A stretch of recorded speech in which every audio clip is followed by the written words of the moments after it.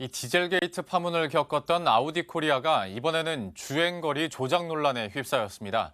이 아우디 코리아는 단순 착오라고 해명했지만 이 차량이 이미 완판된 이후라 비판이 거세게 일고 있습니다. 주재용 기자의 보도입니다. 지난해 7월 아우디 코리아가 국내에 출시한 첫 순수 전기차 모델 이트론입니다. 1억 원이 넘는 고가의 자동차였지만 석 달 만에 601대의 국내 물량이 조기에 완판되는 등 인기를 끌었습니다. 아우디 코리아는 출시 당시 저공해차 인증을 받기 위해 이 차량의 1회 충전 주행 거리를 상온에서 307km, 저온에서 306km라고 환경부에 신고했습니다.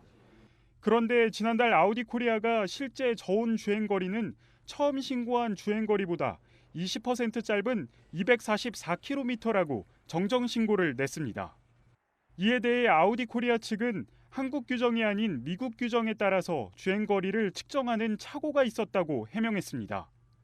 미국 규정 대로 하면 되겠구나 해서 그냥 했던 거예요. 그러니까 사실 그거를 한국 규정에 부합하는지 아니면 그런 크로스 체크를 해야 되는 건데 그거를 크로스 체크하는 걸 미스한 건 저희 실수가 맞아요. 아우디 코리아는 지난 2015년 디젤게이트 사태를 수습하며 인증 담당 이사 2명을 새롭게 충원하는 등 인증 체계를 강화하기도 했습니다. 하지만 또다시 전기차 구매의 가장 중요한 요소인 주행 거리를 조작하자 고의가 아니냐는 목소리가 나오고 있습니다.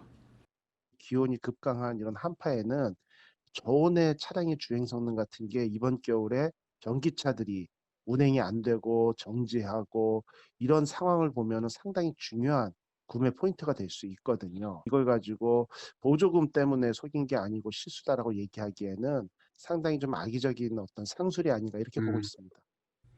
환경부는 대기환경보전법 위반 여부 조사와 주행거리 실사를 토대로 인증 취소와 형사 고발 등을 검토한다는 방침입니다. 머니투데이 방송 주재용입니다.